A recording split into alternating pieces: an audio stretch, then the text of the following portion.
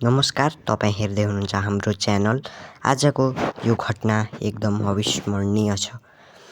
आज हामी नेपालको इतिहासको यस्तो घटनाको यात्रा गर्नेछौँ जसले केही मिनेटमै हजारौँ मानिसको जीवन सधैँका लागि परिवर्तन गरिदियो। माघ महिनाको सुरुवातसँगै नेपालभरि माघे सङ्क्रान्तिको उल्लास छाएको थियो। घर घरमा आफन्तहरूको भेटघाट भइरहेको थियो। परिवारका सदस्य एकै ठाउँमा बसेर तिलका लड्डु, चाको, घिउ, तरुल, खिचडी लगायतका परिकारको स्वाद लिँदै नयाँ सुरुवातको शुभकामना साटिरहेका थिए। गाउँदेखि सहरसम्म हाँसो खुसी र उत्सव वातावरण थियो। कसैले पनि कल्पना गरेको थिएन कि यही खुसीको माहौल भोलिपल्ट नेपालको इतिहासमा कहिले नमेटिने एउटा दुःखद अध्याय लेखिन लागेको छ। विक्रम सम्वत 1990 साल माघ 2 गते आएको शक्तिशाली महाभूकम्पले हजारौँ मानिसको ज्यान लियो। लाखौँ मानिसको घरबार विहीन बनायो र नेपालका सयौँ वर्ष पुराना सम्पदालाई केही क्षणमै विनाश गरिदियो। तर यो कथा केवल विनाशको मात्र होइन, साहस, नेतृत्व, पुनर्निर्माण र इतिहासबाट सकिएको अमूल्य पाठको पनि हो। आजको भिडियोमा हामी यस महाभूकम्पको सम्पूर्ण इतिहासलाई गहिराईबाट बुझ्नेछौँ। भूकम्प अघि नेपालको अवस्था कस्तो थियो? विक्रम सम्वत 1990 सालतिर नेपाल राणा शासन अन्तर्गत थियो। देशको शासन प्रधानमन्त्री जुगशमशेर राणाले सञ्चालन गरिरहेका थिए। त्यो समय नेपालमा आधुनिक प्रविधि, भूकम्प प्रतिरोधी भवन र प्रभावकारी विपद व्यवस्थापन प्रणालीको विकास भएको थिएन। अधिकांश घरहरू माटो, इँटा र काठले बनेका थिए। काठमाडौँ उपत्यकाका दरबार, मन्दिर, चैत्य र ऐतिहासिक भवनहरू देशको पहिचान थिए। मानिसहरू खेतीपाती, व्यापार, धार्मिक गतिविधि र आफ्नो दैनिक जीवनमा व्यस्त थिए। देशको सामान्य रूपका अघि बढिरहेको थियो, तर प्रकृतिले केही क्षणमै सबै कुरा बदल्ने तयारी गरिरहेको थियो। दोस्रो अध्यायमा हामी के बुझ्नेछौँ भने यो दुर्भाग्यपूर्ण दिन कस्तो थियो। माघ 2 गते दिउँसो अचानक जमिन हल्का हल्लिन थाल्यो। सुरुमा धेरैले सामान्य कम्प ठाने, तर केही सेकेन्डमै कम्प अत्यन्त शक्तिशाली बन्यो। घरहरू जोडले हल्लिन थाले, मानिसहरू डराएर बाहिर भाग्न खोजे। भित्ताहरू चर्किन थाले, छानाहरू भत्किन थाले। तर विशाल मन्दिर तथा दरबारहरू एकपछि अर्को गर्दै ढल्न थाले। चारैतिर धुलोको मुस्लो फैलियो, मानिसहरूको चिच्याहाटले वातावरण भरियो। कतिपय आफ्ना बालबालिका खोज्दै थिए भने कतिपय भगवानसँग प्रार्थना गर्दै थिए। केही मिनेटमै हजारौँ परिवारको खुसी आँसुमा बदलियो। अब हामी अध्याय 3मा के बुझ्छौँ भने विनाशको भयावह दृश्य कस्तो थियो। भूकम्प रोकिएपछि देखिएको दृश्य अत्यन्त दर्दनाक थियो। काठमाडौँ, भक्तपुर, ललितपुर तथा पूर्व नेपालका धेरै जिल्लामा ठुलो क्षति पुगेको थियो। सयौँ वर्ष पुराना मन्दिर, दरबार, पाटी, पौवा, हजारौँ घरहरू ढलेका थिए। धेरै गाउँहरू लगभग पूर्ण रूपमा ध्वस्त भएका थिए। विनाशको यस्तो क्षण यस्तो थियो, दर्दनाक थियो कि यो त दृश्यमा सोचेर पनि यसको कुनै पनि सकिँदैन। उदाहरणका लागि आधुनिक उपकरण थिएनन्, त्यसैले स्थानीय बासिन्दाहरूले आफ्नै हातले ढुङ्गा र इँटा हटाउँदै आफ्ना आफन्तलाई खोज्न थाले। अस्पतालहरू घाइतेहरूले भरिए। औषधि र चिकित्सकको अभाव थियो।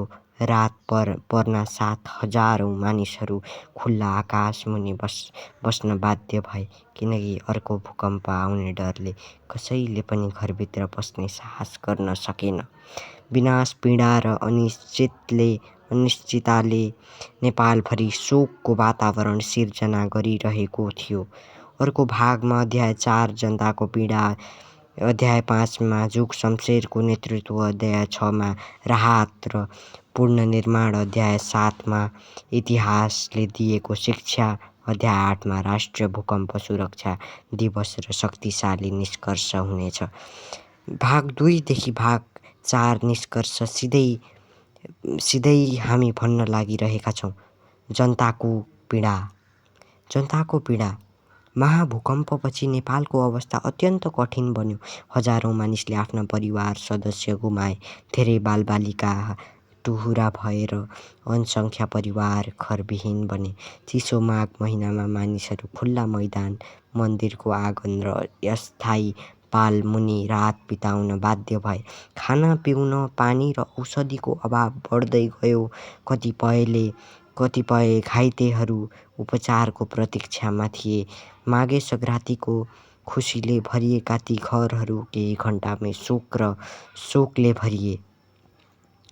जुग शमशेरको नेतृत्व। त्यो समय देशको नेतृत्व प्रधानमन्त्री जुग शमशेर राणाले गरिरहेका थिए। विपत्ति खबरको फैलिनासाथ प्रशासनलाई उद्धार र राहतका काममा परिचालन गर्यो। घाइतेहरूको उपचार, सुरक्षित स्थानका लागि आश्रय व्यवस्था, खाद्यान्न वितरण र क्षतिको विवरण सङ्कलन गर्ने प्रयास सुरु भयो। समिति साधन स्रोत हुँदाहुँदै पनि स्थानीय समुदाय, सैनिक, कर्मचारी र सर्वसाधारणले मिलेर पीडितको सहयोग गर्न काम गरे। कठिन परिस्थितिमा जनतालाई साथ दिनु राज्यको प्रमुख जिम्मेवारी बनेको थियो। अध्याय 6: राहत र पुनर्निर्माण। भूकम्पपछिका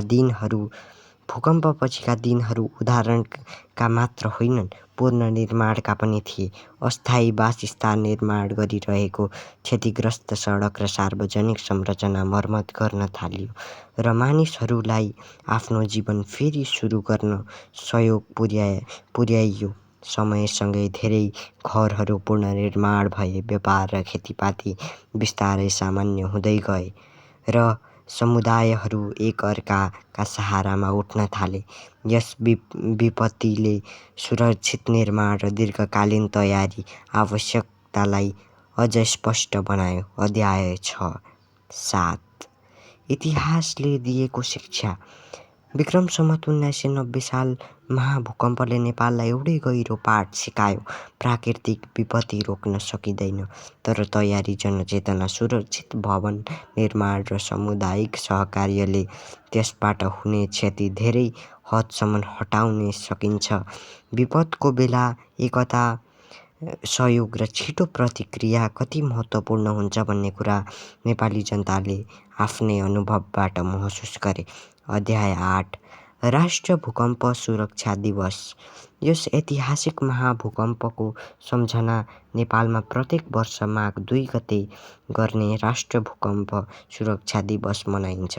यस दिवसले विगतका पीडितहरूलाई सम्मान गर्नुका साथै भविष्य आउन सक्ने भूकम्पका लागि तयारी गर्न सबैलाई प्रेरित गर्छ। विद्यालय, सहकारी निकाय र विभिन्न संस्थाले सचेतना कार्यक्रम, अभ्यास र जनगणना अभियान सञ्चालन गरे। सुरक्षित समाज निर्माणको सन्देश फैलाउन प्रयास गर्छन्। निष्कर्ष: विक्रम सम्वत 1990 सालको महाभूकम्प नेपालको इतिहासमा कहिल्यै नमेटिने अध्याय बनेर बसेको छ। माघे सङ्क्रान्तिको हर्षोल्लासपछि आएको त्यो विनाशकारी दिनले हजारौँ परिवारलाई पीडितमा डुबायो, तर त्यससँगै नेपाली समाजको साहस, धैर्य र एकताको असाधारण उदाहरण पनि प्रस्तुत गर्यो।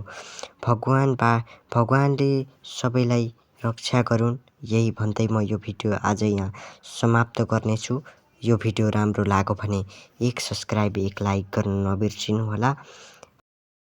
डिस्क्लाइमरमा म यो भन्न चाहन्छु कि यस भिडियोमा कुनै पनि व्यक्तिलाई तोकेर वा कुनै पनि ब्रान्डलाई तोकेर असाधारण बहस चलेको छैन र यही भन्दै म यो भिडियो यहीँ समाप्त गर्छु। धन्यवाद। अर्को भिडियोमा भेट्नेछौँ।